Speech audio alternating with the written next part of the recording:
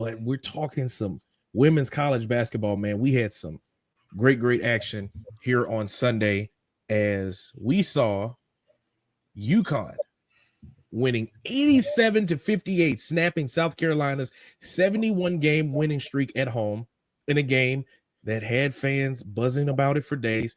The Huskies delivered a statement win, getting that victory and handing South Carolina their first home loss since December of 2020. Crazy. But also, a week after dispatching then number 2 South Carolina, number 3 Texas, fell the other top team in the SEC on Sunday, defeating number 5 LSU 65-58. After being down for nearly the whole game, the Longhorns scraped back and held on for a hard-earned comeback victory. Sunday's win marks Texas's third victory over a top 10 team this week alone. The Longhorns ended South Carolina's SEC win streak last Sunday, and then they easily beat number 8 Kentucky on Thursday, and then they get the job done against LSU, and it's now their 10th straight win. So, Elijah, I know you didn't get a chance to see much of the LSU and Texas ball game, but just who are some players that you think really stood out from these matchups, man? I mean, obviously, you talking about UConn, bro, like what a game, but who stood out for you, man? Before I even get into that part, man, if anybody know, my heart is torn between those two, South Carolina and Connecticut. Oh, I forgot about that. Wow. The battle of the fighting Elijah Nixons. I forgot about that. My heart is always torn. Like, you know, I root for UConn. You know, I'm from Connecticut, so I root for UConn. But then I went to college in South Carolina. I didn't go to South Carolina, but I went to college, and I kind of had like a second home in South Carolina. Kind of stayed there after college. So every time I see those two match up, I do not yell, cheer, none of that stuff. I literally just watch the game and let it go. Whatever happens, happens. But who stood out was Fudd. Fudd did a great job today. 28 points, 5 assists, 2 rebounds. She was 11 for 22 from the field, shooting 50%, and 60% from 3, going 6 for 10. Fudd was on fire. I think in the third quarter, she missed 2 shots. Let me tell you something. They ran the same play probably about 5 to 6 times in a row for Fudd. They did a screen. Fudd pops out. She shoots the ball. Nothing but net. And I'm just looking at South Carolina like, all right, Dawn, you know, I love you, Dawn, but you're going to make an adjustment here? You know, what's going on? But Fudd did whatever she wanted to today. I mean, I know she was hurt majority of her college career, and then now she's bouncing back. I think her first game back was, like, I think a week or 2 ago. And now she looks like she's getting into rhythm. Paige Buchers, you know, that's Paige Buckets. She's actually didn't do well today shooting the basketball, 3 for 12, but her passing ability was on display when she had a double-double, 12 points and 10 assists. So, again, man, this UConn team looked really, really good against South Carolina, and their turnovers, man. They forced like 8 turnovers in the first half. I know South Carolina buckled down and only had 12 overs in the game, but they forced a high amount of turnovers with South Carolina, which is unlike them. And then they dominated on the glass with 45 rebounds, 13 of them offensively. So Fudd and the rest of the team, they did a really good job. And for Dawn, I know she's going to bounce back. She's not going to let her team quit as they get closer to tournament time. I expect these two teams to meet up again in the tournament. And we'll see what happens from there. But Fudd is the my winner today. And what do you got for LSU and Texas? What do you got for that one? Oh man, so from what I read, because like I said, I didn't see the game. LSU held a lead, and Texas came back and won that basketball game. Now Texas is a top 3 team for a reason. Defensively and offensively, they can put things together. I just know that for LSU, that got to be a heartbreaking loss because if you're up in the fourth quarter, and I think they went on like a 19-6 run, if I'm not mistaken, Texas did, and for you to do that and get it up in the fourth quarter is, you know, that's not Kim Mulkey, especially with the scorers and players you have with Williams and also with Flage and Anissa.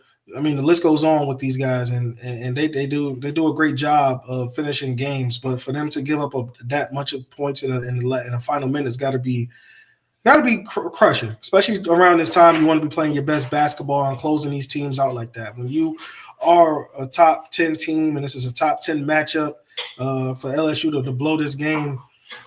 I mean, you got to think about this. Like, this is not the way you want to be playing heading into the tournament, because it's one and done. And even if you feel like you're better than that team and you have a bad day and you lose, you're out. It doesn't matter. You don't have double elimination. So um, it's not Kim Mulkey. It's not like her character in that team to lose like that, but it happens. Yeah, you're right. Just looking at some of the stuff from the game, I took a screenshot and it said that um UConn has 15 20-point wins versus AP top 5 teams in the last 25 seasons. So it hasn't happened a whole lot. And then, of course, South Carolina had the 71 game home win streak, which was the fourth longest in D1 history. UConn previously had it, I think, at like 90. But for me, when you look at AZ Fudd, man, she was seeing green. I know on like 2K, they got the little green light up the bar and all this stuff. I don't know how it's different now. I ain't bought 2K in a long time, but I know when it's lighting up green, that means you on go. And she was on go. To me, like seeing players step up like that, and what's important about that, Paige Beckers is your best player, but she wasn't your leading scorer. So when you're able to feed the ball to other players, that's what makes you a lethal team. It's not when your best player can drop 40 or 50. Like, that's cool. But when you can play team basketball and it can look as fluid as it did, they were working the ball around her to the perimeter. They were working inside out. They were kicking it out to her in the corner. I think she went 7 of 11 from 3. Like, bro, she was killing it. And like when you're able to do that, it makes it really, really hard on defenses, because a defense goes in with their game plan saying, we got to stop Paige Beckers. We got to neutralize her. She can't get 30, whatever. And if I'm not mistaken, I think Fudd in the last like 3 games, she had been averaging like 26 points. So she's been coming alive right at the right time when you're getting into conference tournament time. And then, of course, into the big dance of March Madness. That is the perfect time for all your key players around your superstar to be peaking at the right time. And she absolutely did that. Now, when we're talking about on the LSU side, kudos to Texas for winning the ball game, but Anissa Morrow is a dog. And I mean that in the most respectful way. Like, bro, she had 15 rebounds at halftime. I looked because, they pulled a little ticker up with the little numbers and stuff. And I'm like, Shorty got how many rebounds? 15? She finished with a double-double. Like 23, which is leading in the entire nation in double-doubles. Like, bro, what are we talking about? And I think they played 25 games. They got 2 losses.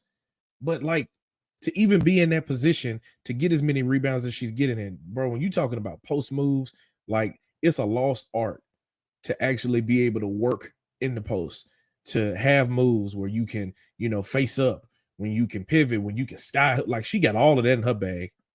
She can face up and be in a triple threat position, and then she can drive to the basket. She can pull up for the jumper. You know what I'm saying? She can give you a post move. She can hook shot it. She can come around, scoop late. Like, she got it all in her bag. But when you're talking about like closing out that game, like to me, it always was kind of baffling as I'm looking at it. I'm like, bro, you got 3 closers on the floor. Like, what's not working? You know what I'm saying? You got Anissa Morrow, who can create her own shot. You got Flage, who's your leading scorer, and Michaela Williams, who's one of the best players we've ever seen. And I'm like, bro, how you get cold like that? 9 points in the fourth quarter? What happened? You know what I'm saying? Like, I don't know, man. Like you mentioned, the most important thing that they're gonna have to do is figure it out here late, because the NCAA released their top 16 seeds for right now, and I know the selection show is going to be later in March, but the projected seeds have LSU as a 2 seed right now. And I know earlier in the week we saw UCLA was the number 1 team in the country, and USC Juju Watkins going crazy in that, helping them get the upset victory. But like, right, you are 1 seed worthy. Obviously, your schedule doesn't help you because you don't have a whole lot of top 10 victories, and you're not in the positions that you'd like to be. But they got to figure out how to close games, man, in those situations like that. I know it's nothing easy. I ain't saying it's easy, but the job's got to be completed. You got to figure out ways to get it done, because if not, you're going to find yourselves at home with a very, very talented team. And it's just going to be unfortunate for those young ladies to be as talented as they are and not be in the positions that they would like to be. Because like I said, man, Anissa was eating. I was like, because if I'm not mistaken, I think they said Texas was like #1 in the country in rebounds. And she was like, I don't care nothing about what y'all talking about. I'm finna get to this goal. I'm finna get this board.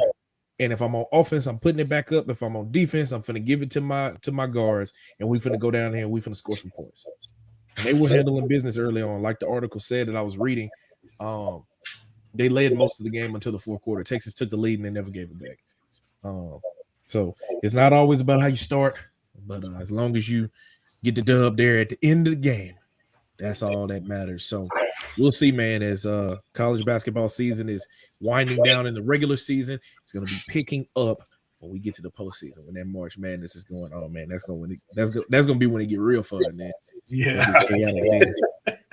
So thank you so much for watching this clip of the Fitz Take podcast. Be sure to like this video and also subscribe to the YouTube channel, and also follow me and Elijah on our social media platforms. They will be linked down in the description. And remember, every episode of the Fitz Take podcast will air right here on the YouTube channel every Monday at 2 p.m. Thank you so much for watching, and we'll see you next time.